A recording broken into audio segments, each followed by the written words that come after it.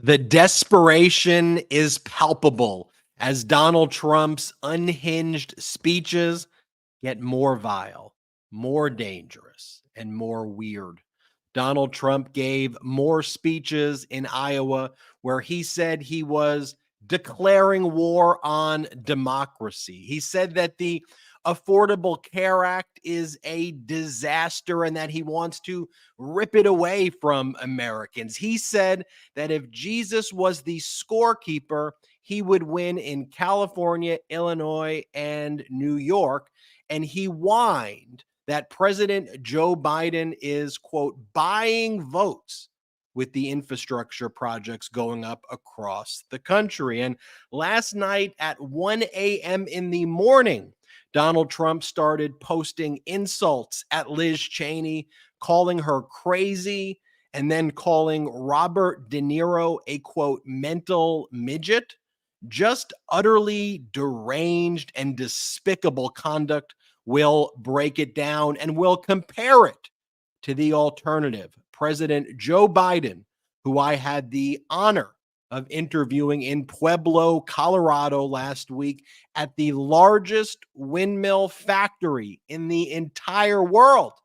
I got to show President Biden a video of Lauren Boebert since we were actually in her congressional district in Pueblo, calling the Inflation Reduction Act a massive failure, despite it bringing massive jobs to her district and throughout the country.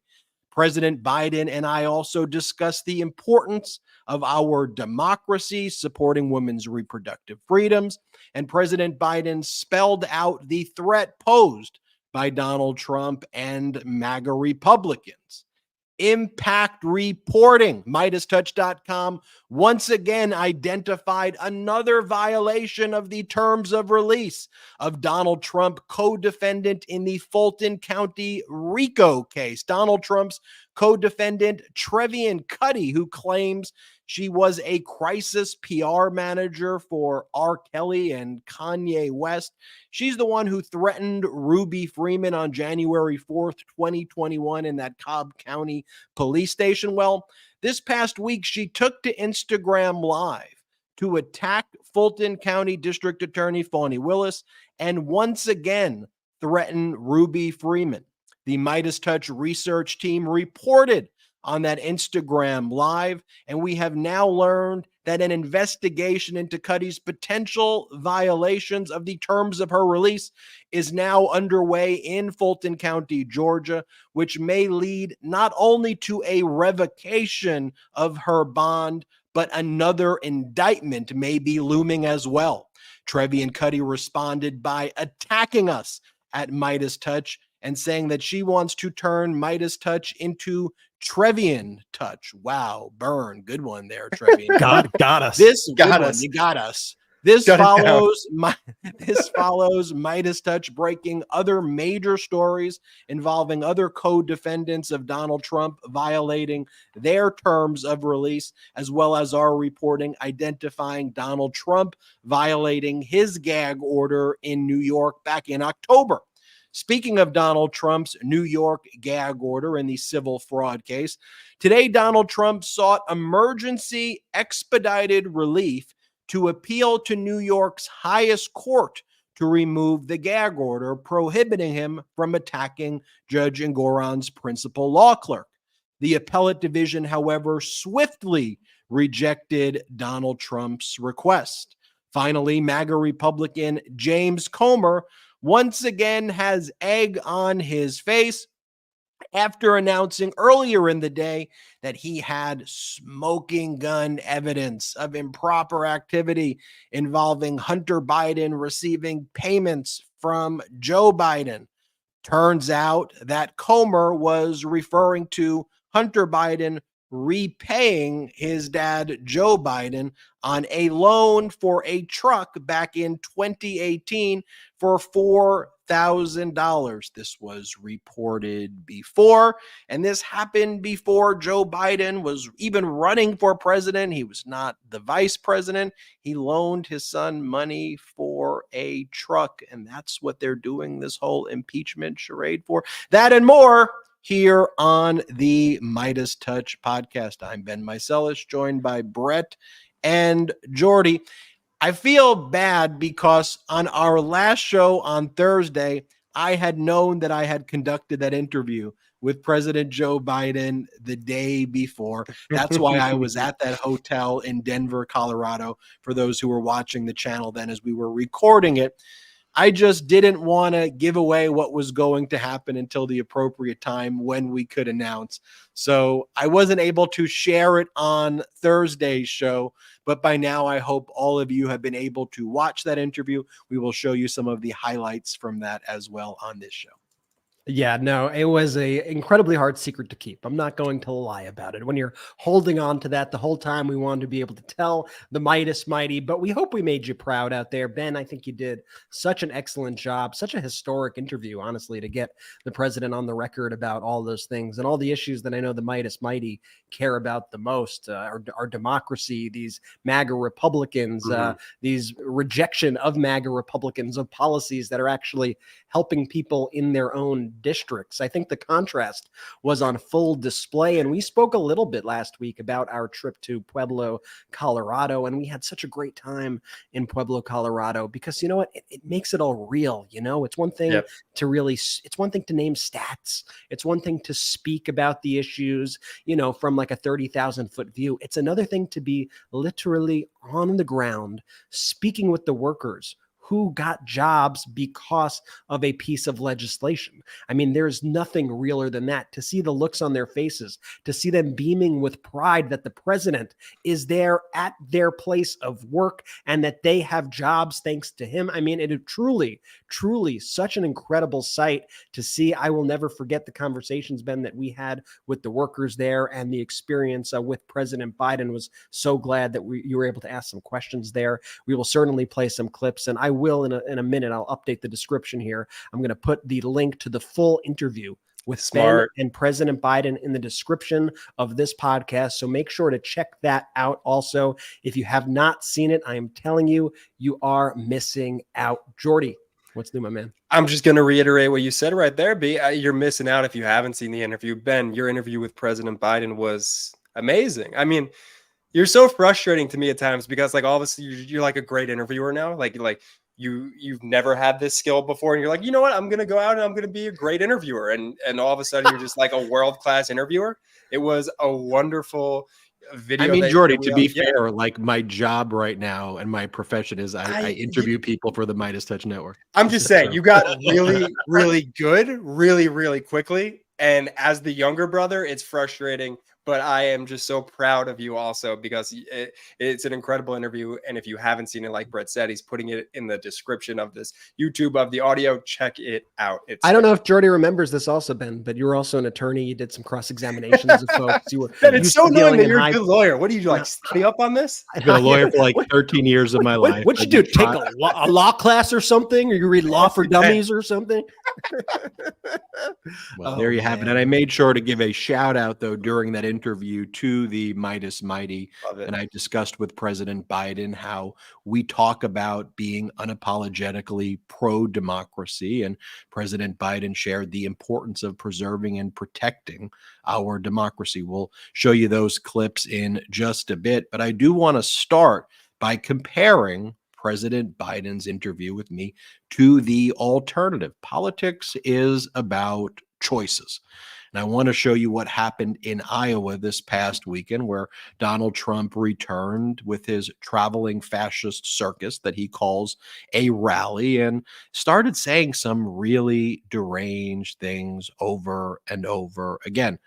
I don't want Donald Trump's behavior to ever be normalized. And I know at times there's so much going on with him attacking the judge and the judge's wife and every prosecutor. And I know his behavior is so abhorrent at times it can be hard to keep track of. But that's what we're here to do. We want to keep track of it.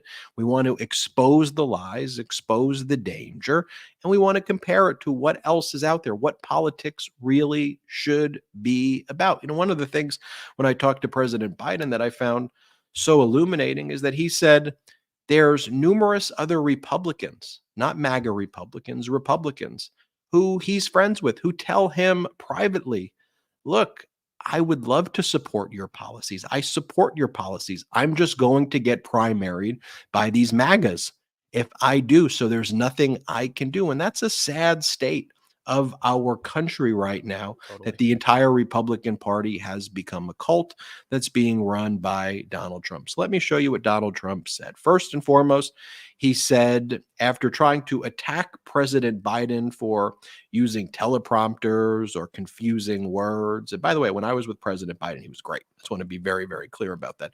Here's Donald Trump saying that he is declaring war on American democracy. And he says on American democracy. Play this clip.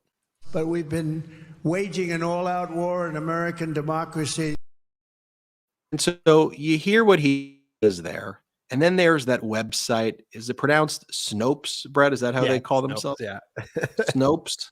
Sometimes I call it Snoops, but I call it Snopes. And so out of nowhere, Snopes did a fact check on us and other media networks that just said that Donald Trump said that he's declaring war on democracy. And Snopes wanted everybody to know that what Donald Trump was saying, they claim, was that he was saying he's declaring war in democracy, which I've never even heard of what that. Come on. And what Donald Trump appears to have been just jumbling was he was trying to attack his opponents in kind of the dystopian projection that he does and say that they, his opponents, are declaring war on democracy. But Donald Trump said that he is declaring war on democracy. That's and we made that clear in our post. But, you know, Snopes running to Donald Trump's defense, creating a bizarre instinct. It's such a bizarre instinct to like fact check that, which everybody here heard with their own ears just now. And by the way, like we weren't the only people who reported this. Like this is something that was actually reported by the Washington Post, by the New York Times, by CNN. It was reported by many outlets, but yet Snopes picked us out and like one other account or something and said, no, that's not what happened. He said war in American democracy, which isn't even the right correction. Like all you got to do is say what we said, by the way, in our tweet, which is that it's likely just a Freudian slip, but it actually, for the first time in his Freudian slip, he actually told the truth for the first time. That is the correct way to do it. And when it comes down to it, there is one or two things that could have happened there. One is he actually meant what he said, which would be a pretty big deal. You know, I'm going to assume he did not because of the context of his later statements in that speech. Although his actions certainly speak to his war on American democracy. Everything he does, everything else in his speech, he is declaring a war on American democracy. Or the second, more likely thing here is that Donald Trump had a bit of a cognitive moment, as we could call it here. And that's what happened. I mean, that's what happened here. And for them to like be like fact check, it's so ridiculous. It shows everything that's wrong with a lot of these publications. But you know, I think the actual pronunciation for Snopes is schmucks. Anyway, so the thing with that article, it's just why bend over backwards to do the wrong work anyway for this lunatic that is Donald Trump. I have to give such a shout out to the Meidas Mighty and just our audience in general, because they were on it. A Twitter feed. That's how I actually found out about the story here. Are the people who I follow from the Meidas Mighty were tweeting at that account like, schmuck, Snopes, delete your account. Like, what is this, dude? This is an absolute bizarre fact check. I pride ourselves on having like one of the most media literate audiences out there. So again, huge shout out to the Meidas Mighty. And you know, it's just like, this is what's at stake at this time. Well, there's so many things to fact check him on. Almost every other sentence in that speech is a lie, including that sentence that he's giving. If he's trying to attack President Biden for attacking democracy, that's a fact check that I would make on Donald Trump. Not that's the the fact appropriate check fact on check. us calling Donald Trump out for what the words that uttered from his mouth were. Yeah. I want to show you other things that you could easily fact check. Like here, Donald Trump says that Democrats are coming for your dishwashers. Play this clip. Well, it's okay if you want to go about 5 miles away from your house, but get back quick. They don't go far. They want to talk about your dishwashers and how much water you're going to have in your dishwasher, even though they don't work. And all of the other things that you have that were so precious and dear and that you never really appreciated until now because they want to take them away. Your heating and cooling in your house, they want to change it. They want to change everything. These people say. So just think about it. You could so easily fact check that. Every single word he says there is completely false. It's just made up. It's part of this Fox right-wing disinformation echo chamber that just spews this filth on a daily basis. Nobody's taking away your dishwashers. No one's coming for stoves. No one's coming for your AC. It is all false. So if I was Snopes, if my website was fact checking, I'd probably focus on that. Or how about this? Donald Trump saying that the Affordable Care Act, or Obamacare, is a disaster while mocking John McCain, the late great Republican John McCain. Play this clip. We're also going to fight to give much better health care than what you have right now. This is a newer subject, but Obamacare is a disaster. And I said, we're gonna do something about it. I saved Obamacare when we got John McCain's negative vote. You know, he voted against it after campaigning for many, many years. He said, thumbs down. It was an amazing night. Okay, fact check. False. The Affordable Care Act, Obamacare, is very popular. Donald Trump is threatening to take away health care from up to 40 million Americans. Donald Trump isn't saving anything. He's trying to destroy Obamacare and the Affordable Care Act. Donald Trump promised during his administration that he would terminate it and replace it with something better. And just like his promise of infrastructure coming every 2 weeks was totally false. Like what I just did in 20 seconds, Snopes could have done. And by the way, had a great appropriate story. Instead, they're saying that Donald Trump said he declared war in democracy. I mean, just think about the power of your pen as a reporting group and that's where you choose to focus it. How about this one? Donald Trump saying that President Biden is trying to buy votes by building infrastructure in America. Play the clip. Well, because you couldn't get them from the rhinos, Mitch McConnell and these guys, you couldn't get it. He was not good. You couldn't get it from him, and Paul Ryan was like this a real jerk, a real fool, like a stupid fool. But these guys, they wouldn't give it to you. They wouldn't give it. And now they end up giving trillions of dollars to this character, Biden. And he goes around saying, we'll build a bridge, we'll build whatever you want, trying to buy votes. But it's not working because. Okay, so Donald Trump promised infrastructure, failed to deliver infrastructure. It would have been supported on a bipartisan basis. Donald Trump said it was coming every 2 weeks, but spent a full year playing golf. And by the way, as you listen to that entire statement that he made, I mean, he speaks like a literal fascist baby. You listen to him. That's not good. That's not good. Not good. Not good. He's a stupid fool. Stupid fool. Not good. Not good. And then he goes about. I mean, as you listen to what he's saying there, it really is like I was thinking watching an adult fascist man baby up there go goo goo gaga goo goo, and it's like. I mean, that's what he was doing up there. Like he wasn't even putting together a single coherent sentence. It also really gives you an insight into his thinking. And oftentimes, he will drop these little kind of nuggets during his speeches, which bring you into his psyche, which I don't like being in. But it shows you that everything that he does, he views through a transactional lens. Like he's not doing things to help people. He's trying to do things to increase his own chances. Everything is selfish to him. How could this benefit me? I want this to help me. So he assumes that everybody else operates in the same way. I'm going to help this bridge because it will help me. No, maybe there are actually some people out there who actually say that they're going to get something accomplished and then do get it accomplished and actually want to govern, to actually help people and do what's best for the country and not for you and your family and Mar-a-Lago and whatever the hell else you want to go off on.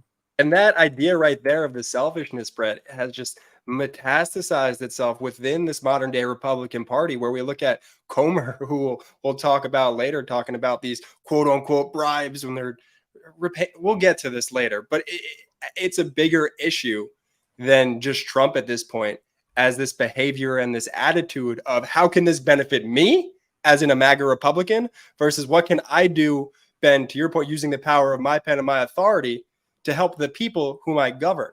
Well, to your point, Jordy, when a lot of people were writing about my interview and our interview that we did with President Biden, they called me anti-Trump host. Anti-Trump, as though I go around saying I'm anti-Trump. No, I'm pro-democracy. This is a pro-democracy network, and what Donald Trump represents, the threat he represents to our country. If he was just a failed real estate developer in New York who kept to himself, I would say that his conduct is corrupt. The issue is he and the MAGA Republican Party are trying to infiltrate again our lives and take away our freedoms and impose this MAGA extremism across the country. That's what I'm against. They want to destroy our democracy. I'll tell you what I'm for. I'm for our democracy and preserving and protecting our democracy. It goes to your point, though, Jordy, there of the issue is bigger than just Trump. Trump's a fascist clown, but the danger that Trumpism represents and the fact that the MAGA Republican Party has turned itself so subservient and made itself into this cult. Yeah, they're anti-Trump host. Like I just go around.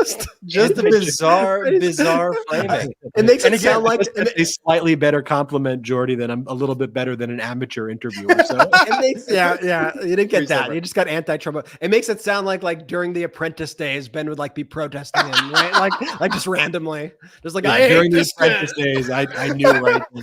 Ben saw Trump in Home Alone 2, and he launched a boycott. The anti-Trump aspect is really the main through line and goes throughout Ben's entire life. Yeah. Home Alone 2, pissed off, can't take it anymore. That cameo in The Fresh Prince of Bel-Air, you should have seen anti-Trump host Ben Meiselas. When I saw Trump on Fresh Prince, I just as a child, I lost it. And that planted the seeds one day.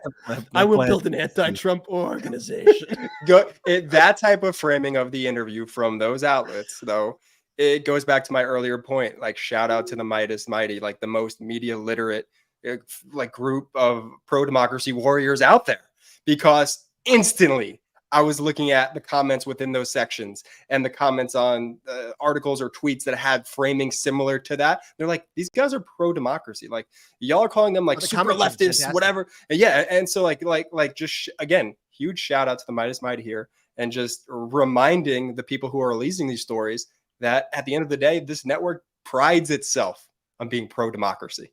I'm getting a little in the weeds here, but what I noticed they did also is for the search engines, they put MeidasTouch so that when people Google MeidasTouch, that would come up. But they changed it for their website for whatever reason. I don't know why they made that change, but they clearly wanted to piggyback off the MeidasTouch views, but they didn't want it on their headline on the site. And I couldn't tell you why, but I feel like, they're probably just going for whatever they think is going to get the most clicks. Okay, so again, we're going through what Snopes could have fact-checked instead of using the word in versus on. How about Donald Trump saying that he would have won New York, California, and Illinois and will win if Jesus came down and was the scorekeeper? Play the clip. That base, we have to go out and earn it. And like in 2016, we just ran the whole East Coast of the country, and that made up for California, which I actually believe that if they didn't have rigged elections out there, if they didn't have all the paper ballots, they send out like 36 million ballots, and nobody knows where the hell they're going to or coming from. I think a few people know where they're going to, and a few people know where they're coming from. But I think if you had a real election and Jesus came down and God came down and said, I'm going to be the scorekeeper here, I think it would win there. I think it would win in Illinois, and I think it would win in New York, which is all places that, in theory. Yeah, Snopes doesn't fact check that. Why would Snopes fact check something as basic as fact checking Donald Trump saying that the California, New York, and Illinois elections are all rigged, and if Jesus was the scorekeeper, he would win? Can't argue with that logic. I mean, Brian Tyler Cohen, I think, said it best online. He said something along the lines of, "I'm kind of happy that he says things that are that outrageous and that stupid, because it shows that he just lies about everything. It doesn't matter how ridiculous the lie." And perhaps there's a small percentage of people who may say this guy would have never won California Virginia or New York, or like, what are you talking about? And maybe they realize, just maybe they realize maybe he's lying about other things too. I'm not going to hold my breath. Don't you worry. Here's Donald Trump telling his voters to practice voter intimidation in cities with high black populations like Detroit, Philadelphia, and Atlanta. Play this clip. Evidence we have and everybody knows it, and they know it. You know, the one thing they don't want to talk about is the election. They don't want to talk because they're guilty as hell. They cheated like hell. They know it, and you'll never find out all the ways. But we don't need all the ways because, you know, it was, I think, 22,000 votes separated it. And we have millions and millions of votes. It's a very sad thing. So the most important part of what's coming up is to guard the vote. And you should go into Detroit, and you should go into Philadelphia, and you should go into some of these places, Atlanta, and you should go into some of these places, and we got to watch those votes when they come in, when they're being, you know, shoved around in wheelbarrows and dumped on the floor, and everyone's saying, what's going on? We're like a third world nation. A third world nation, and we can't let it happen. Remember, when you're a media organization, the power of your pen, your camera, your digital platform is so important. And for an organization like Snopes or others to let statements like that just go by. And it's not like they're ignoring these speeches. As we discussed, they're covering these speeches. But they are fact-checking the people who are criticizing the speeches appropriately and protecting Trump. That is something that we need to call out as well. And Jordy, as your point is well taken, the Meidas Mighty here needs to be out there spreading these messages and letting people know. Because what makes this platform actually more powerful than some of the major cable networks, and mostly all of them, is not just that there are more views and more engagement here, but it's that the Meidas Mighty, after these shows are completed, are out there speaking to friends and family members and coworkers and letting them know, hey, did you see this clip? Did you see this hot take? Did you see this duet? Did you see this? Did you see this show? And that is something that is so, so powerful. We have a lot more show to go. On today's after show, I'm going to talk a little bit more than we are going to on this show about what went down in Pueblo, Colorado. We'll talk about the experience there, the lead up to interviewing President Biden, where we were positioned, when we kind of first heard about that. That's patreon.com/MeidasTouch, patreon.com/MeidasTouch. As I've said before, we don't have outside investors here at the MeidasTouch Network. So one of the ways we build this platform are through those fun emojis you see right there on our YouTube channel, which is separate from our Patreon, through our pro-democracy sponsors, and through our Patreon, where we have our after shows and give lots of other exclusive content there. We'll be right back after our first quick break of the show. Good health starts with good habits. Quip makes it easy by delivering all the oral care essentials you need to take care of your mouth. This is exactly why Quip's water flosser is so essential. The Quip water flosser hits all the right spots with gentle or deep clean pressure at the touch of a button. It has an extra wide lid that fits right under the faucet and fills up in seconds. The cordless rechargeable battery lasts up to 8 weeks with daily use, which means no bulky charging dock or tangled cords. The Quip water flosser blasts away up to 99.9% of plaque and popcorn from treated areas with precision, thanks to the 360-degree rotating magnetic floss tip that snaps into place. Its easy to control water flow leaves you feeling squeaky clean. The design is sleek and slim. It's slim enough to keep your countertops as clean as your teeth, and it only costs $7 to replace the floss tips, which are shipped to you every 3 months to keep things flowing smoothly and prevent mineral deposits from building up. And so you know the Quip water flosser isn't all Quip has to offer. The electric toothbrush has time sonic vibrations with 30-second pulses to guide a dentist-recommended 2-minute clean. And Quip's mint and gum prevents cavities and freshens breath when chewed for 20 minutes after eating. I truly have Quip to thank for my entire dental care routine, and I don't know where I'd be without them. If you go to getquip.com/MeidasTouch, getquip.com/Meidas right now, you'll get 20% off any electric toothbrush, mint and gum dispenser, and water flosser. That's 20% off any electric toothbrush, mint and gum dispenser, or water flosser at getquip.com/Meidas, spelled GETQUIP.com/Meidas. Quip, the Good Habits Company. Being on top of your mental health game is so important. And as you know, we here at the MeidasTouch Network are working around the clock. And it's easy to fall into bad habits or routines because, well, life gets in the way, especially with your diet. Frankly, I think most people can relate. Everyday life does get in the way, making it challenging to find a healthy snack without all the sugar and junk. Now, if you're busy and constantly on the go like me, you need to try Mosh. It's a protein bar made for your brain. With 6 delicious flavors, each Mosh bar includes 12 grams of protein and is made with ingredients that support brain health like ashwagandha, lion's mane, collagen, and omega-3s. At 160 calories and only 1 gram of sugar, Mosh protein bars are the guilt-free snack your brain and body will crave. Your brain is your number one tool, which is why Mosh protein bars were mindfully formulated by some of the top neuroscientists and functional nutritionists. Mosh now has a new line of plant-powered protein bars in 3 delicious flavors for those who want all of the protein and brain support of the original bar, now made with plant-based ingredients. I have a Mosh bar literally every day to kick off my morning, and it has totally improved my performance. I love the taste, especially of the peanut butter Mosh bar. Delicious.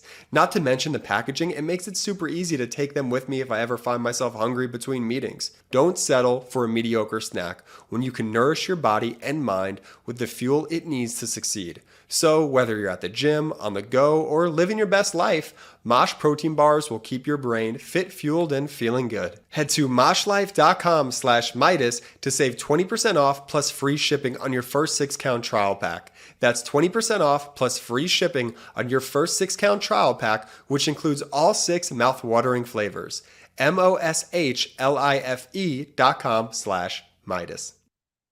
Welcome back to the MeidasTouch Podcast. We are fact-checking Donald Trump's speech in Iowa, doing the work that Snopes could have done. Instead, they focused on the semantics of Donald Trump saying that he's declaring war on democracy, which he clearly said. And Snopes wanted us to know that he was saying the war in democracy, which doesn't even make any sense at all. Donald Trump, in this next clip I'm going to show you, claims that he got the governor of Iowa, Kim Reynolds, elected. Here, play this clip. That difficult. This state is not that difficult. And it's a great state with great people. But she became the governor, and then she called me. She had a big problem. She was running against a very wealthy man, I believe a farmer, handsome man, they said, handsome, good-looking, wealthy, had everything, Democrat, and he was way up in the polls, and he was going to win. And I came in, I did a big rally, I did a big endorsement of her, I fought like hell, and she ended up winning, right? And then the second time was much easier, but I also kept you in the position of first. You were first in the nation, which I didn't have to do. So I did all these things, and then I spoke to Kim about 4 or 5 months ago, whatever, and she said, I'd like to remain neutral. I said, I'd like to remain neutral too. I didn't have to come here and do rallies for you. And she said, what do you mean? Well, because we're first in the nation, I'd like to remain. I said, I'm the one that kept you first in the nation. She said, well, it's, because of that, though, I'd like to remain neutral. I'd like to be able to go and really politic and work with all of the candidates. I said, all of the candidates are running against me. That doesn't sound like so good. And it wasn't a quid pro quo, as they used to say in impeachment hoax #1, which there were none, except with them. They had the quid pro quo. They're the ones that cheated. We didn't cheat at all. But, she said, I think I'd like to be able to campaign with everybody. I said, so you're actually telling me that you want to be able to campaign with everybody because you're first in the nation. I'm the one that made you first in the nation. Again, it gives you a window into his deranged mind. It's hard to even follow all of the things that he's saying in that stream of consciousness. It's just a bunch of word salad. And it's just weird, too, as he's like, a very handsome man, a very rich and handsome man. And I helped her beat the rich and handsome man. And it's like, all right, man. I mean, again, though, he's repeatedly attacking. She's a popular governor, and he claims she's not popular there. There are a lot of people not endorsing Donald Trump in Iowa. And Iowa's a caucus state. It's a very unique structure that they have there. I've been saying it before. I know that people are seeing Donald Trump ahead in the polls in Iowa, but it requires a lot of organization, and Trump has none of it. I would not be surprised if there was a big shocker in Iowa and New Hampshire. And I think people are just getting sick of this routine that he does. I want to show you this one right here as well. Here, Donald Trump claims that he got the endorsement of Black Lives Matter. I want you to show you this, and then we'll talk about it. Did you see where a very respected representative of Black Lives Matter, New England territory, right? New England, endorsed Trump, he said. I mean, the cult has no clue what to even clap for anymore. Earlier in the speech, he gave like a racist rant about cities with high Black populations. He's repeatedly called BLM a terrorist organization and says BLM and Antifa terrorist organizations, this and that. The entire Republican Party, the MAGA Republican Party, one of their main talking points is to attack BLM.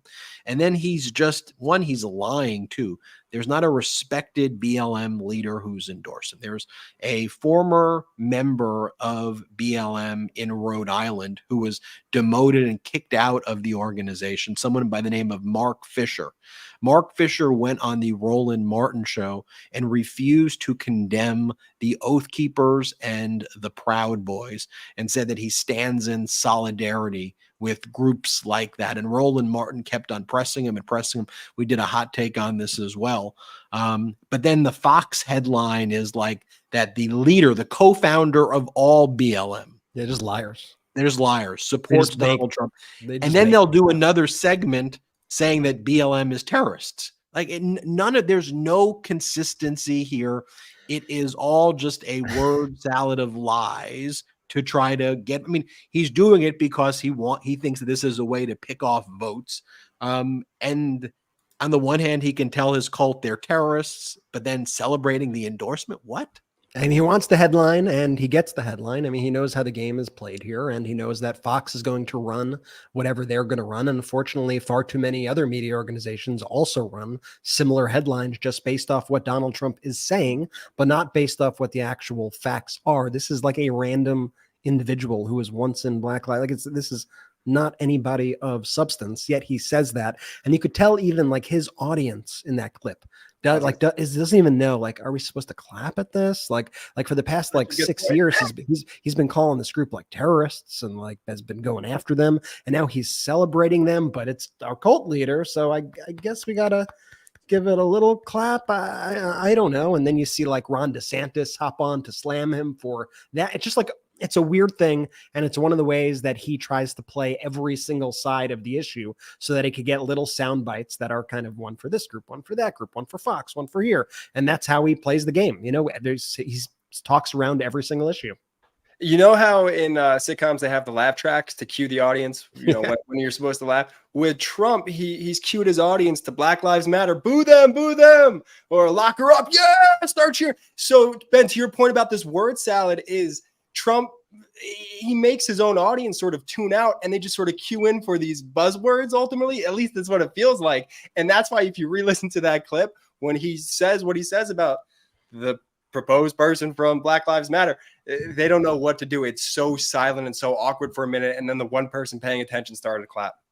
Trump wants the headline BLM co-founder endorses him. That's what he's looking for so that he can kind of spread that message to try to get votes. And this is, again, one of my gripes with legacy media. It's like you need to fact check that stuff immediately. You can't just let people spread propaganda. And while they spread this propaganda that helps Trump, they're also spreading the propaganda that goes after President Joe Biden. I don't know if you've been seeing this, Brett, but there's this like hashtag. It seemed very astroturfed to me. This hashtag abandon Biden movement or no Biden vote 2024. And it seems like every 3 weeks the media publishes a story on this because I see these headlines, every 3 weeks since October. And it's, here's the headline from Politico. Swing state Muslim leaders launch campaign to, quote, abandon Biden in 2024. The NBC headline, swing state Muslim Americans threaten to vote against Biden. The New York Post headline, Muslim American voter group vows to abandon Biden over Gaza war. And so I just wanted to understand these facts and understand what are they reporting here. And here's what I found, Brett. There are two people who are quoted the most in these articles. One individual by the name of Hassan Abdel Salam and another one by the name of Hassan Shibli.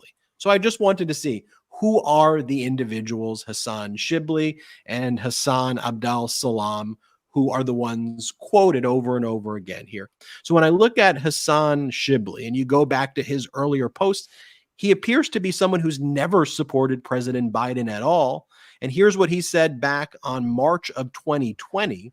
He called Biden disgusting. How did Biden feel about Arabs? Biden's campaign slogan is, quote, we know Joe. Well, we know Joe very well. We know before he was pandering to our community for votes, he was at AIPAC calling Arabs, and it's very critical of President Biden. This is not a supporter of President Biden. And then I wanted to see, is there any other data on who this Hassan Shibli is? I saw that he's spoken on Fox before. And then there was an NPR piece, how he used to be the leader of the Florida organization CAIR, CAIR. And this whole article about NPR is how this leader, Shibli, did all of these horrific things. And it says NPR interviewed half a dozen Shibli accusers, reviewed internal documents from the organization he led and resigned from, social media posts and email exchanges. Together, the accounts portray Shibli as a man who used his position to seduce women and bully critics with impunity. Shibli's critics say his alleged actions were shrouded by a culture of silence, rooted partly in Muslim taboos about discussing personal scandals and partly out of fear. And there's this incident, for example, that talks about when Shibli was out on a corporate event. He was using the corporate phone to take photographs of the flight attendants' backsides on the plane. Quote, it was just very explicitly uncomfortable to know that my supervisor was essentially taking secret pictures of women while I was on an international trip with him. So he resigned from this Muslim organization that he led in Florida. But in all of these articles, there's he denies the allegations, but there's no mention of the history anywhere. And then when I looked at Hassan Abdel Salam and the initiative that he started, I'm looking like, okay, well, here he's a professor at the University of Minnesota, and here's the pledge. It says pledge to no vote for Biden. And then when you look into it, it says who are the people taking the pledge. There's a total of 10,818 signatures total. Now, does this represent American voters?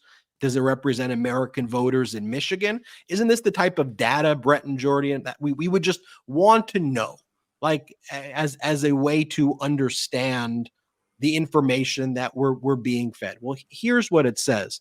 It says all people worldwide are asked to sign this pledge, even if they cannot vote in the U.S. election, as an act of solidarity. So it's a pledge not to vote for President Biden being signed by people who are not eligible to vote in U.S. elections. And how do the articles not mention that part of it. So what you have here, and none of these organizations have large social media presence, right? But they have a press release. And then these media organizations, whether it's NBC or Politico and others, publish it.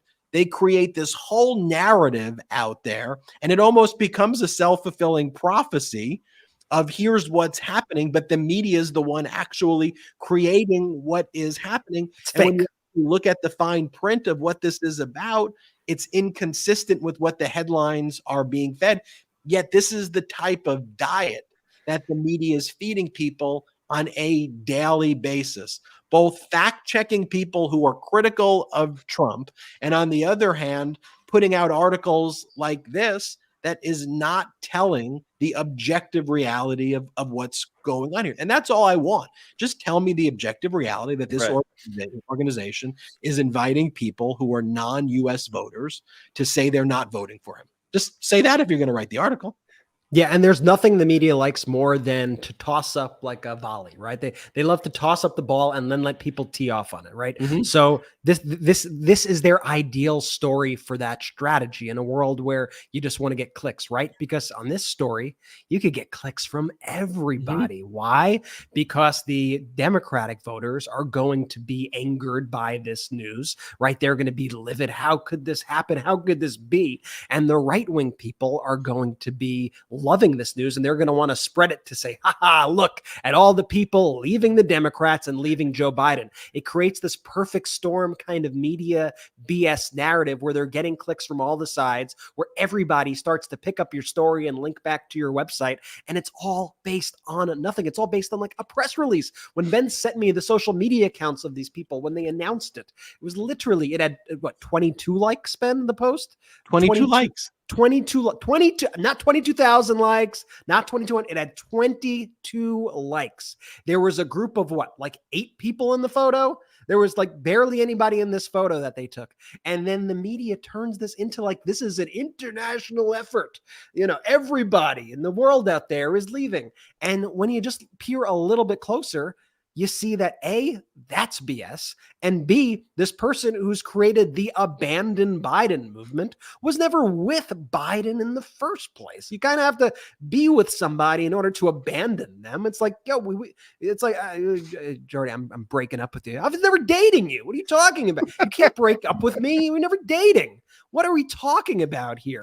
And, you know, and all it took was what, Ben, like 30 seconds of us looking at this person's old tweets and finding that he called President Biden disgusting in 2020 and said that no one should vote for them as well. I mean, that should probably be the lead of this. If you're going to write this piece, you know, that this is a fake thing, but what are you going to do? And Brett, when we talk about Trevi and Cuddy, Donald Trump's co-defendant in the RICO case, you know, as Ron Filipkowski, our editor-in-chief, pointed out, he's like, is anybody else like watching what's going on other than MeidasTouch? Like, why are we the people who consistently keep calling out these violations? And the thing is, these things are taking place before our eyes. Brett, that research that we just shared about the quote abandoned Biden movement that debunks the whole thing. I'd love to be like, oh, let me tell you what I did. I spent 15 hours delving into this, you know, underworld of a massive psyop, and I found the bot farm. I just Googled it. I just wanted to see, okay. Put his name in it, put in Biden. All I did was I put in the people's names. There it is. I put in Biden, and I wanted to see if over and over again these people were, you know, mentioned Biden or didn't mention Biden, and what their views were about it. And it took maybe all of 5 minutes to find. And I think that, you know, when the legacy media is doing a report like that, they should let people know. And by the way, they could still let people know that this is what the campaign is for. But they should also counter it with the objective reality that here's also some of the problematic nature with the representations behind it. And I just want to show you 2 or 3 other posts that Donald Trump's been making. And last night at 1 a.m., this is what he's doing with his time. He goes, Robert De Niro is a, quote, mental midget whose mind is shot and whose life is a total train wreck. There's another post where he says, crazy Liz Cheney, who suffers from Trump derangement syndrome. Wow, wow, wow, wow, wow, crying, crying, crying. This is what he's posting at 1 a.m. in the morning, and it's over post. And as I've always said before, could you imagine if President Biden behaved like this for just 1 second, posted anything that resembled any of it, said anything like any of the videos that Trump just, could you imagine? As I said, I wouldn't support him for all of the great things that I think President Biden's done with the Inflation Reduction Act, which I'll talk about in a moment, the CHIPS Act, the PACT Act, infrastructure, 40,000 infrastructure projects, third quarter GDP revised up to 5.2% GDP growth. America's leading all G7 nations with the fastest growing GDP and the lowest inflation of all G7 nations. One of the first times in history where the American economy is growing faster than China by every one of those metrics. That's positive. And as President Biden says, this is not a spike the football moment. This is about bottom up, middle out economics. And we've got to work every day for our workers. This isn't a spike. I guarantee you, if Trump was in office, spike the football. The front page of every newspaper would be, we are in a golden age. The S&P is higher than it's been in a century. It would be called the golden age of Trump if what was happening now with the economy was happening during Trump. But President Biden recognizes that despite traditional metrics being good, that American workers are still suffering, and there's a lot of work to do. Mm-hmm. That's one of the things that I got out of my interview with President Biden. Roll up our sleeves and let's get to work, bottom up, middle out. And when I spoke to the workers at that factory at CS Wind, them telling me, look, our factory was falling apart.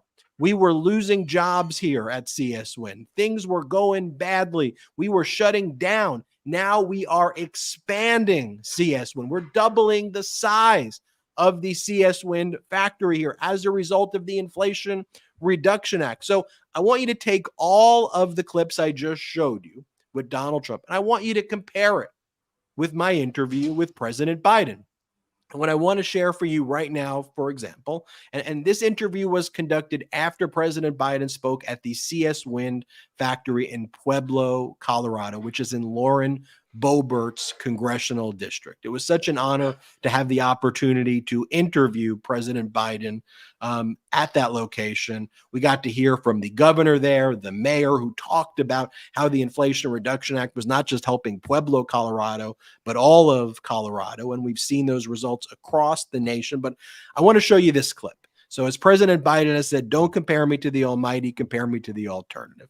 And so that's the framework that I used in this interview. And so I wanted to show President Biden what Lauren Boebert said about the Inflation Reduction Act back when it was passed and recently. And she said it was a massive failure and another con by the Democratic Party. I want to play this clip, and I'd love to know what you thought about it. Play the clip. I'm Ben Meiselas from the MeidasTouch Network. We are joined by President Joe Biden. Mr. President, it is such an honor. Well, you're doing a great job. You know, sometimes, in my view, the best politics is truth. You're telling the truth.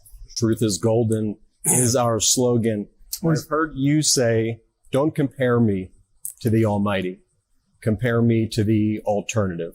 So we're here in Pueblo, Colorado.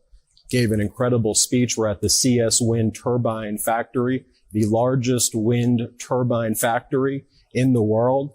You were talking about the Inflation Reduction Act and jobs being brought to cities and communities across the United States of America and here in Pueblo. And the MAGA Republican representative, though, of Pueblo, Colorado is MAGA Republican Lauren Boebert. And she gives the alternative position there on the Inflation Reduction Act. And she says that the Inflation Reduction Act is a massive failure, and she said that it is another con by the Democrats. If I can, I want to show you a video of MAGA Republican Lauren Boebert talking. I apologize in advance for even showing this to you, but and it does the exact opposite of what Americans need right now. This is just another con game by the Democrats, calling something one thing and saying another. Expired. This is making the IRS, which Gentlewoman's armed time agents has larger expired. than the Pentagon. The State Department Gentlewoman is no longer FBI recognized. The gentleman from Missouri reserves the ballot.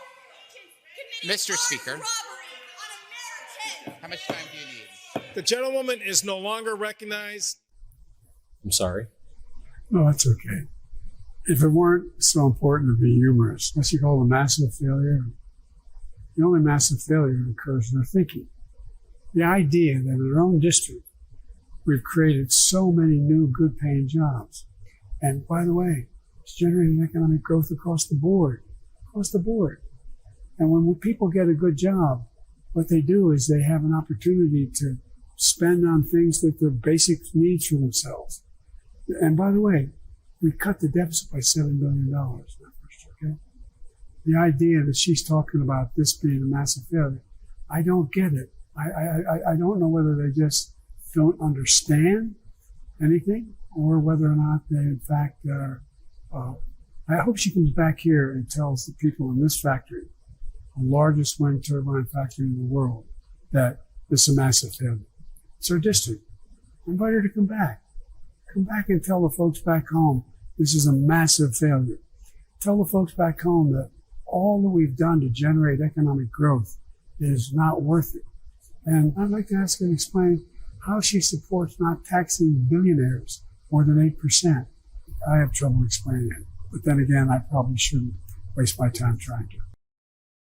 I saw in the comments some people were saying, wow, Ben is wearing a suit. Yeah. Ben is acting a little bit different. Yeah, it was the president of the United States. Of course. I think he should have showed up just like this, Ben. I think he should have showed up hair uncombed, sweater. That should have been your look. All I know is that if I did not wear the suit, I would have definitely disappointed my parents. I cannot go interview the president in a sweatshirt like this. Okay, that was not going to happen. And So funny. look, I just left that interview, and one of the takeaways too was just normalcy and compassion and kind of thoughtful, deliberative leadership. I want to show you another clip from that interview, but I want to take our last quick break of the day. Lomi is the only appliance that prevents food waste from stinking up your kitchen and polluting the planet. Now that I've invested in a Lomi, it's changed the way I deal with my food waste. Lomi is the biggest innovation in the modern day kitchen since the dishwasher. Lomi has helped me turn my home into a climate solution. Now I can transform my organic waste into nutrient-rich Lomi earth that I can feed to my plants, lawn, or garden instead of sending it to the landfill. I can help the environment and make my life easier. In just 4 hours, Lomi transforms almost anything you eat into nutrient-rich plant food at the push of a button. It's smart, simple food recycling that fits my space perfectly. Cut the chore of doing the trash in half and eliminate bugs and odors in your kitchen. And here's the bonus. You get to feed your lawn and garden with an all-natural fertilizer that you just created out of your food scraps. All my food scraps, plant clippings, and even those leftovers I forgot in the back of the fridge can go back into my garden, helping me grow more nutritious food at home. I learned that food waste makes up a huge portion of our personal carbon footprint also. By reducing the amount of food I send to landfill, I'm helping to do my part for the planet. Whether you want to start making a positive environmental impact or just grow a beautiful garden, Lomi is perfect for you. Head to lomi.com/Meidas and use the promo code Meidas to get $50 off your Lomi. That's $50 off when you head to lomi.com/Meidas and use the promo code Meidas at checkout. Thank you, Lomi, for sponsoring this episode. Finding the perfect gift can be really hard sometimes. That's why I like Aura frames. Named the #1 best digital frame by Wirecutter, they're an easy, thoughtful gift to get your loved ones. Every year, I always have trouble shopping for my family, for my mom, my dad, and yes, even my brothers, Brett and Jordy. Aura frames would be perfect for them because it's amazingly versatile and will allow them to display all of their favorite photos and memories. The Aura frame is super high quality, and it's amazing to see all of these photos cycle throughout the day. Instead of spending hours at the store, I'm now spending hours picking out photos to share. You can upload as many pictures as you want before and after it's shipped out from anywhere. And you don't have to agonize over choosing the perfect one photo. There's unlimited storage, and grandpa or mom or whoever can swipe the top of the frame to see everything and pick their favorites as well. Make holiday shopping easier than ever this year and give a thoughtful gift they'll love from now through Black Friday and Cyber Monday. Aura's having their best deal of the year. Listeners can save $40 on their best-selling Carver matte frame by visiting auraframes.com/Meidas. That's AURA frames.com/Meidas, MEIDAS. Use promo code Meidas to get $40 off their best-selling frames. Terms and conditions apply. Welcome back, Jordy. How about them pro-democracy sponsors right there, huh? Shout out to the pro-democracy sponsors. Links are in the descriptions. It's not too late to get your holiday shopping done. They make for some great gifts. I could speak firsthand on that. Want to go back to my interview with President Biden. This was part of the interview where President Biden gave his message to the Meidas Mighty, to everybody watch. How cool is that? You have President Biden speaking to the Meidas Mighty directly here. And it's on a very serious topic, though, about our democracy being at risk. Here, play this clip. So the MeidasTouch supporters, the people who watch our network, call themselves the Meidas Mighty. We here at the MeidasTouch Network say that we're unapologetically pro-democracy. What's your message to the Meidas Mighty out there and those watching right now who fear for our democracy and who just care about our democracy? You know, I made a speech in Independence Hall saying that our democracy is at risk. And even the press said, what are you talking about? Well, guess what? The vast majority of the American people thought it was too. The idea that they have a former president who may be their nominee saying that he thinks they should be able to essentially walk away from the Constitution. He should be, I mean, the things they're saying are just off the wall. And it's, and we better step up. I taught at the University of Pennsylvania for 4 years, and I also taught at law school. And the idea that democracy is inevitable is just not true. It's under siege, and we have to put a stamp of democracy on everything we do.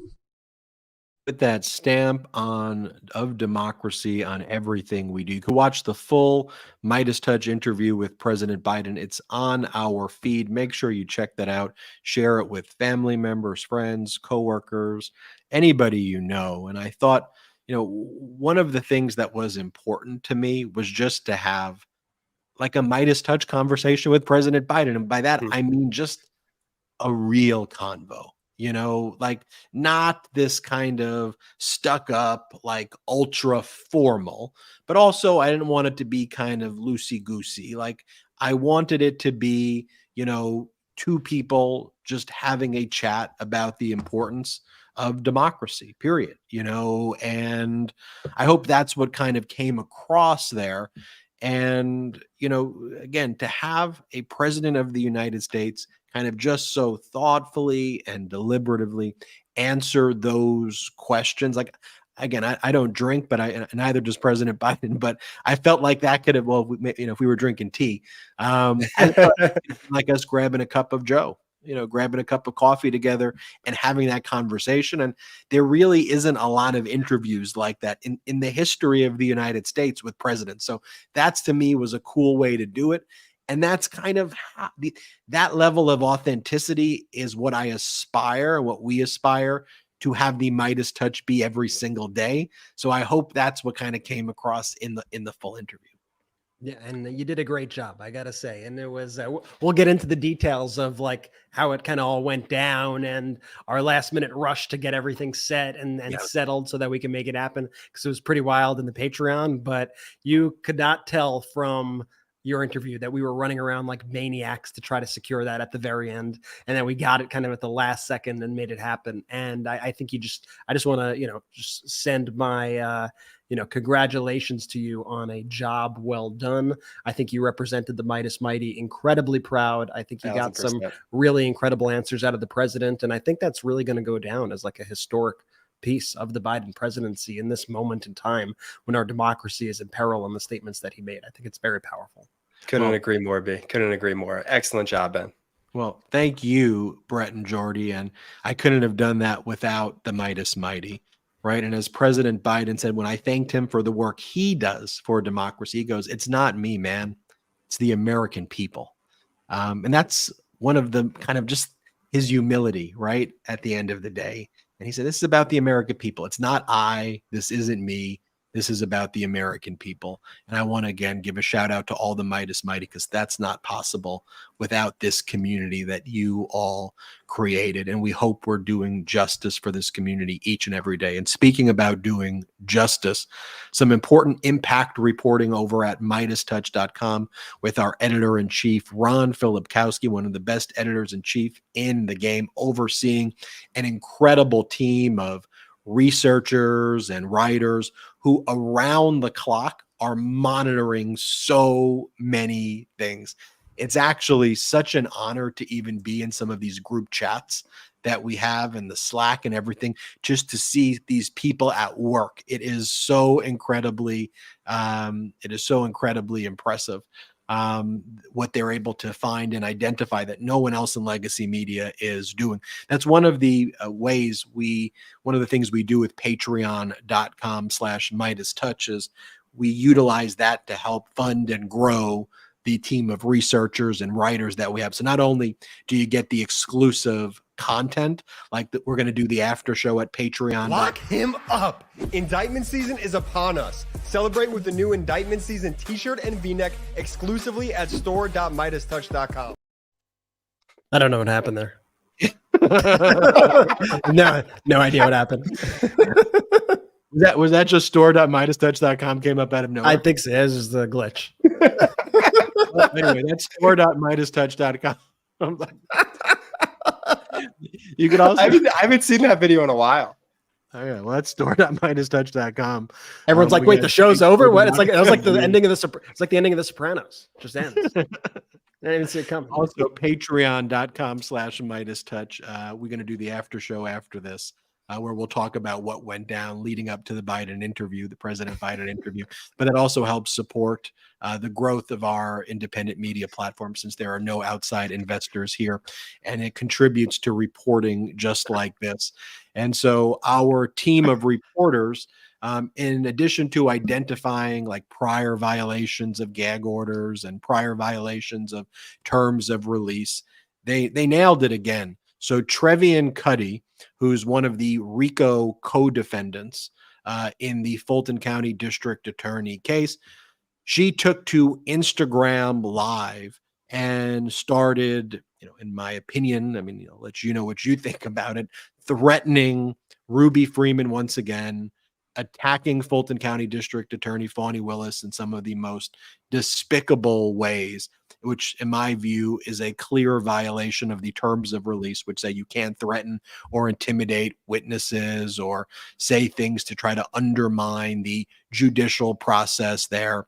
It seems to be a pretty direct threat. And just to remind you who Trevian Cuddy is, she refers to herself as a crisis PR manager. She says she's worked for Kanye West and R. Kelly in the past, and she worked with someone by the name of Harrison Floyd. And leading up to the January 6th insurrection on January 4th, she was at the Cobb County Police Station, and she had Ruby Freeman there, and she was basically trying to induce a false confession out of Ruby Freeman and saying all these horrible things to her then. And so she's one of the people in this RICO criminal indictment for her role in intimidating people like Ruby Freeman and Shay Moss, former Georgia election workers back then. So here's what our team at MeidasTouch.com was able to find as Trevian Cuddy went on her Instagram Live. This is the video. This was a MeidasTouch exclusive right here. And just to kind of focus you on the key moments of this, Cuddy said that she's, quote, taking down the hoe, is what she says. And then she appears to threaten Ruby Freeman by saying there's a woman sitting somewhere who knows that I'm going to F her whole life up when this is done. Here, play this clip. You can't kill Trump when his entire base is a militia. You can't do it. Negro, your mama's fingerprints are on it too. Look, okay. I want to respect black people and black men, but when you come over here and you act crazy and you talk crazy to me, you'll be outdone. Okay, you'll be outdone. Everybody's alive. There's no murder weapon. As a matter of fact, there's a woman sitting somewhere who knows this whole thing is a lie. Who knows I never did anything to her? Who knows who knows she begged me for help? There's a woman sitting somewhere who knows that I'm going to fuck her whole life up when this is done. It is on video. That's the best thing, but you got to cut and paste video. Okay? So that's amazing that it is on. That's the best thing about it. It's on video in a police station. So we have now learned that the Fulton County District Attorney's Office has initiated an investigation as well into what you just saw right there. You said she was a crisis PR person. Crisis. Could you imagine? Imagine her in a crisis? If this is how she handles herself. Well, you said her clients were Kanye and R. Kelly, so. Actually, oh, no. Yes, as I say, oftentimes you get the lawyer you deserve, and I guess you get the crisis PR manager that you deserve. I get it now. I get it now. Fulton County District Attorney Fawny Willis's team is currently investigating this. By the way, this could not just be a violation of the terms of release, but it could also lead to a superseding indictment or another indictment against Trevian Cuddy for witness intimidation, and more charges could be filed against her. Trevian Cuddy then threatened MeidasTouch and Ron Filipkowski. She says, at Ron Filipkowski, the MeidasTouch are the very people we must fight against. The desperate fake news outlet is nothing without the 10 articles you've done on me. Your whack publication will never be anything unless I sue you and take it over. Hashtag Trevian Touch has a ring to it. And then our editor-in-chief, Ron Filipkowski, wrote, I'm not the one who went on Instagram and threatened a witness against me in a criminal case. We just published the clips of it. And it also just goes to this whole kind of deranged... Such a great post by Ron. And it goes to this whole deranged view of MAGA in general, though. Like, she says that, MeidasTouch would not exist without 10 articles. Wait, stop the presses. Alert Mediaite. They said anti-Trump. They should have said anti-Trevian Cuddy publication, and then they would have been accurate. There you go. The anti-Trevian Cuddy organization, because Trevian here says the desperate fake news outlet is nothing without the 10 articles you've done. I do like that she read through, searched her name, and found all the pieces that we wrote on her. But like Ben said, we have researchers working around the clock, watching the social media postings of all of the co-defendants in these cases to see that they're not misbehaving, attacking witnesses, disrupting the legal system. And so if you're going to do that, then don't go ahead and blame the people who are simply recording your own words, your own actions. You're the one who decided to go on Instagram Live and say the things that you said. Now you have to face the consequences of those actions. And I do expect that tomorrow we will get more news on this. There was a lot of news on this after we broke the story today, with all the various media publications confirming that it looks like the Fulton County prosecutors are investigating these statements, and now we'll have to see what happens. I'm curious to see if we see a revoking of the bond, or if it goes one step further also to that superseding indictment step that Ben mentioned. And this is much more direct than anything we've seen before. Frankly, it's much more direct than any of Donald Trump's threats that he's made. It's much more direct than any of Harrison Floyd's threats that he made. And Harrison Floyd was whisked to court and was reprimanded, and they revised the terms of his bond. But Harrison Floyd even did not directly threaten a specific witness in this way. He mentioned them, he indirectly threatened them, but he did not call them out and say, I'm going to F you up. Like, that is a whole new level that Trevian Cuddy is trafficking in here. It's why you have to hold Donald Trump accountable, though, because his conduct gives the green light and permission for other people to engage in this behavior, or at least feel that they could engage in this behavior. And I'm not just talking about the immediate MAGA supporters. Like, I think about Donald Trump's speech at the Iowa high school, where he talked about hookers and getting peed on and all of these things. And that's at a high school in Iowa. And as one of the teachers who reached out to us, said to me, Think about how that's impacting our children and our grandkids. They're watching that behavior and they're seeing this is someone who's supposed to be the leader of a political party. The bullying, the meanness, the punching down, the threats, the violence. It is a culture that has developed around Donald Trump, MAGA, that he's responsible for. That is a perversion of some of the things that really make our country an incredible place. And, as I was just kind of watching Trevian Cuddy speak right there, it reminded me just of some of these other just kind of people in the MAGA orbit as well. And like, you have to step back sometimes and be like, wait a minute. So one of the main Republican like consultants / influencers, like one of the most powerful voices of the Republican Party, right, is a avatar that calls itself cat feces, cat turd. And here it is. Here's cat turd right here. And then cat turd attacks the neocon rhinos and also mocks the Republican Party. If you're not MAGA, you're not cat turd enough. But like, cat turd's really one of the most powerful and influential voices in Republican politics. And the Republican politicians fear this account criticizing. I'm not making this up. Like, they fear this account, cat feces. And then you have one of the big other kind of Republican influencers, Osama bin Laden's niece. And bin Laden goes on the Steve Bannon show and talks about how the January 6th insurrectionists are actually patriots and political prisoners. And so the bin Laden is now a major right-wing influencer. And then I just saw this one over the past few days. I'm not sure if you saw it, Brett, but Sammy the Rat Gravano, the murdering psychopath who admitted to killing in cold blood 19 people, including his closest friend and brother-in-law, Jesse Waters and Fox News platformed this convicted felon and admitted mass murderer as someone reporting on Hunter Biden and accusing Hunter Biden of treason, a crime punishable by death, an opinion that Gravano clearly arrived at from listening to Fox. So that's who Fox is having on as a guest. Sammy the Rat Gravano. Bannon's having bin Laden's niece. You've got Cat Turd. You've got Trevian Cuddy making Instagram lives using this horrific language to attack the Fulton County District Attorney and threatening witnesses. We can't lose sight. There's so much going on, but just think about that. And then we're gaslighted by being told that's conservative. That's just not conservative. That is just MAGA. That is MAGA Trumpism.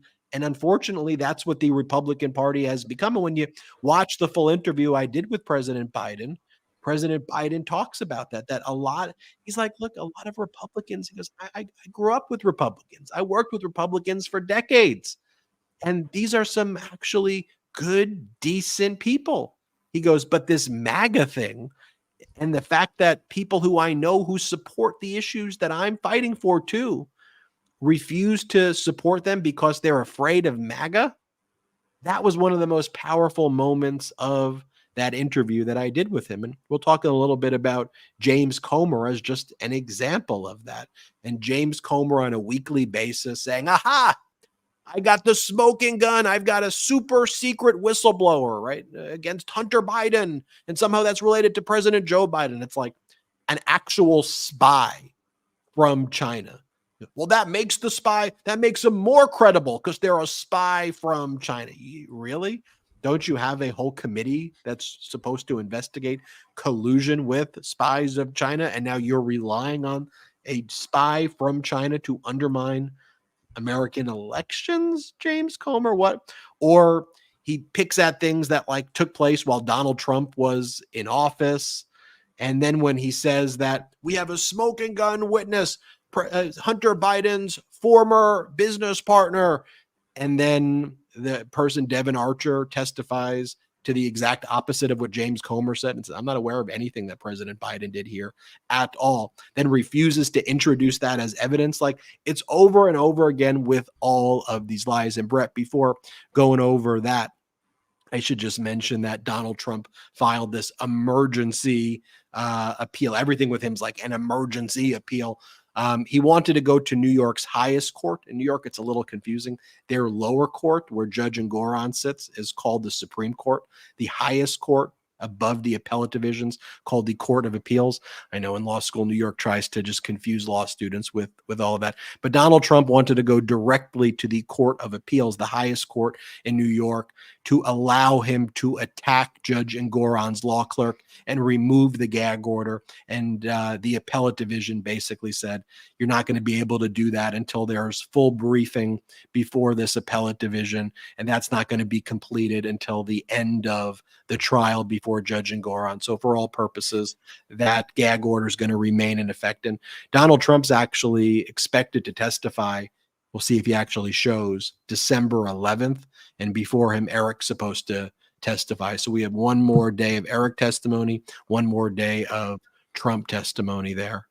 But again, Donald Trump almost instantaneously, lost. And by the way, that gives, I think, a good indication also, though, for what it's going to look like when Donald Trump tries to appeal Judge Engoron's order. Like, Judge Engoron has set closing arguments for kind of mid to early January in the civil fraud case.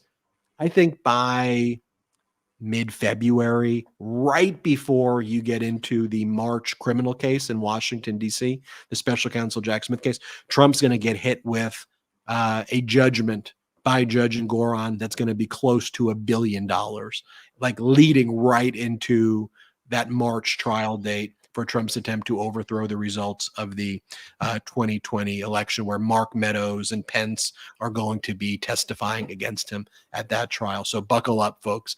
Things are going to start getting very, very real. Brett, James Comer. Well, Ben, Comer. One of my astute observations, perhaps my greatest analysis that I've had on this show, the MeidasTouch Podcast that we all listen to, is when I said repeatedly, James Comer, very dumb person, just a very dumb, very stupid individual. And I continuously am proven right. Of course it is indeed malicious, but he's not even good at trying to hide his malicious intent, because it is so easily disproven every time that he does everything that he does. He just is using his position of power in order to frankly smear a private citizen, just like straight up defamation, full on defamation of Hunter Biden. And he's trying to smear the president because he knows he has this immunity, right? He has immunity as a member of Congress, where he can basically do anything he wants under the guise of I'm investigating. And that is his electoral strategy. He even admitted it a few weeks ago, the same way Kevin McCarthy had admitted it, that he was doing this because he saw that it was affecting the poll numbers of the president. That were in the case of Kevin McCarthy, he saw that it was affecting the poll numbers of Hillary Clinton. James Comer said this out loud on Fox a few weeks ago. Like, they don't even try to hide it. And I just want to give you a brief bit of context before today's announcement, which was another announcement of just completely fake things about Hunter Biden and President Biden, which was disproven within about 5 seconds of very easy research. But I want to tell you kind of why they also bring these things to light. The way they treat their followers is with such disdain, like such disdain for their own followers. And they're always trying to create this sort of Russian nesting doll of lies. One lie fails, got to cover it with the other lie. That didn't work, got to cover it with the other lie. And in this case, what happened was they saw that their base was really upset, right? Why was their base upset? Their base was upset because they expelled George Santos from the House of Representatives, which is honestly one of the funniest things on the planet. I'm not even going to lie about it. But finally, George Santos has been expelled from the House of Representatives. And I want to also note that all the leadership of the Republicans, Elise Stefanik, Steve Scalise, all the leadership of the Republican Party, Mike Johnson, they voted to keep George Santos. But at least enough of the members of the Republican Party voted to expel George Santos. But for even bringing this to the floor, for even considering it whatsoever, Republicans like Matt Gaetz and Marjorie Taylor Greene, a lot of these Republicans were furious. How dare you? Because everything to them is we must win at all costs, win, win, win, win, win. How dare you give up one of our seats? It's not about ethics with them. It's about winning by brute force. And their followers, that's a lot of their base, the base that votes in these primaries. So the followers were also incredibly pissed off. Just the base of followers, those MAGA followers were incredibly pissed off at the Republicans for getting rid of George Santos. So anytime those followers are extremely pissed, you know the next day there's some sort of stunt that's going to come to try to calm them down. Right? They got to distract them. It's like in the movie Up. Jordy likes when I say this. It's like in the movie Up, right?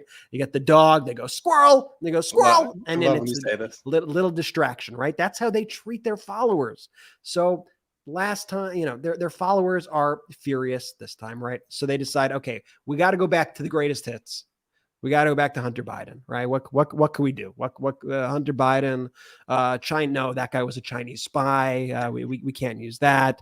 What they landed on with this one was they were like breaking. This is how they do it, and they all like tweet this stuff out at the same time because they're on Twitter all day. So there's James Comer, Marjorie Taylor Greene, all of these MAGA influencers. They all tweet like the same thing out at the same time. And they go breaking. Hunter Biden's business entity made direct monthly payments to Joe Biden. The bank records don't lie.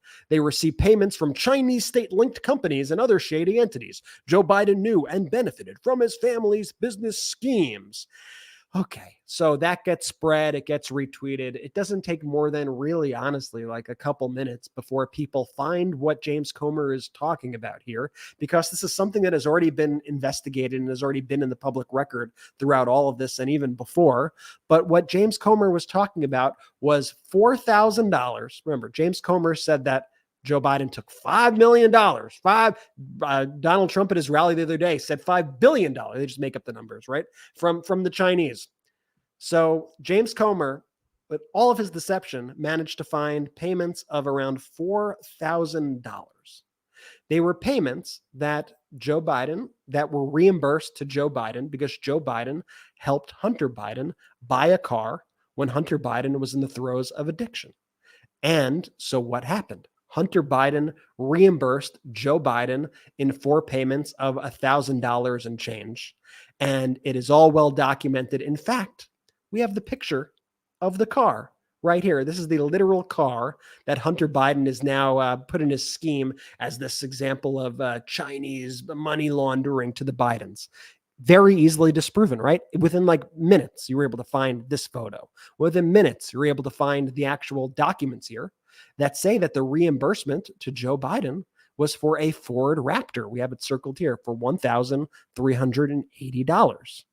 You have Jamie Raskin's comment. He says, Chair Comer is digging up old public reporting, distorting the facts, and presenting it as a, quote, breaking news. As a private citizen, Joe Biden made car payments for his son, who paid him back. It's right here in the New York Post. And I love that he uses the New York Post, which is like James Comer's go-to as the source here. I thought our editor-in-chief, Ron Filipkowski's comment was spot on. He's sarcastically wrote, it's clear that when Hunter paid his dad $4,140 in 2018, and by the way, 2018, when Joe Biden was not president or vice president or even running for president, the Chinese government knew that he would be president in 2021 and that $4,000 laundered through a truck loan was going to open a lot of doors for them on policy. Comer has cracked the case. Treason. And that was what they were trying to put forward today. And they're trying to impeach Joe Biden for helping out Hunter Biden with his car payments. I mean, the whole thing is utterly ridiculous. They have absolutely nothing. And this, by the way, is exactly why Comer does not want to have these public hearings. This is why Comer wants everything done under the shroud of secrecy. Because in those secret hearings, the same way that he's done in the past, he could go to those closed rooms, take the depositions, come out and say whatever the heck he wants to the media. The same way he's lying about these facts that are right in front of your face. Imagine if it was a closed door hearing that nobody had access to, and he would come out and he would try to set the narrative and say whatever he wants. They run on lies and they run on deception. And it's just such an atrocious example here where you are smearing a private citizen, just it's straight up defamation. Like if James Comer were a private citizen, he would be like bankrupted in defamation suits because this is so egregious and so vile and so despicable. But he gets to have his protection of being a member of Congress. And the fact that he's trying to use this for one of the most serious functions of our government, which is impeaching a sitting president, because you're making stuff up. And he has a Speaker of the House who's willing to go along with the charade. It just shows you how unserious these politicians are, these Republicans. It shows you how dangerous they are and how they don't care about the facts when it comes to any little thing. I mean, from Donald Trump saying that he probably won California to James Comer trying to say these $4,000 worth of payments is actually a China thing when it's actually a truck. You see, the lies are everywhere. Like they lie about everything. It does not matter how big or small they are. Have you noticed too, every time they try and throw out these outlandish conspiracies about Hunter Biden and Joe Biden, it ultimately, in the most professional rake stepper moment of all time for these MAGA Republicans, it just makes President Biden look like a good dad. You're so right. That's a solid dude right there. He's going to help, his son who's in the throes of addiction get back on his feet and help him with cars and get a car. And then his son's going to pay him back. They're going to get on a payment plan. That's a good family. That's a solid freaking family in my book.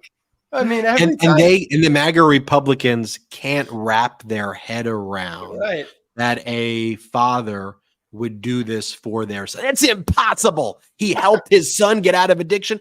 That can't possibly be.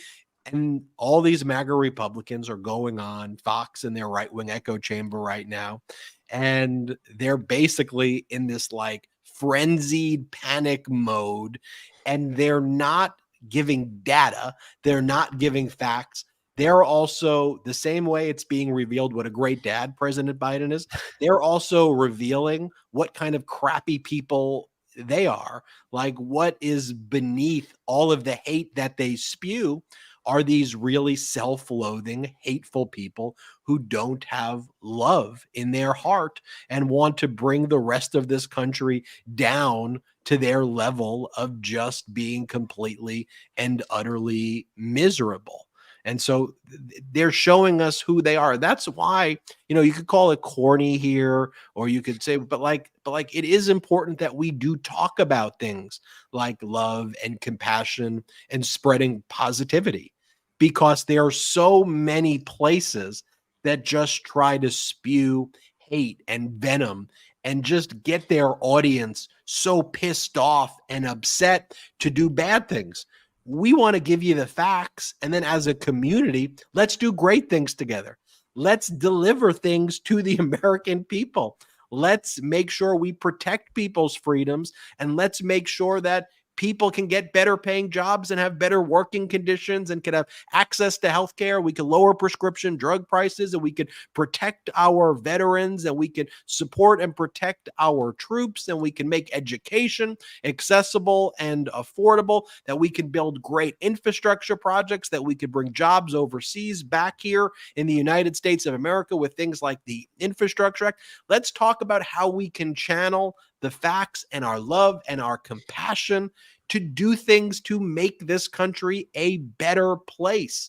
That's the vision that I love about the Meidas Mighty. That's the vision that I love about the pro-democracy community. And that's what I loved hearing during that interview that we had with President Biden. So for the after show, I want to focus on what went down in those moments leading up to that President Biden interview, because there was a lot of movement to have to assemble that quickly to make that happen under those time constraints.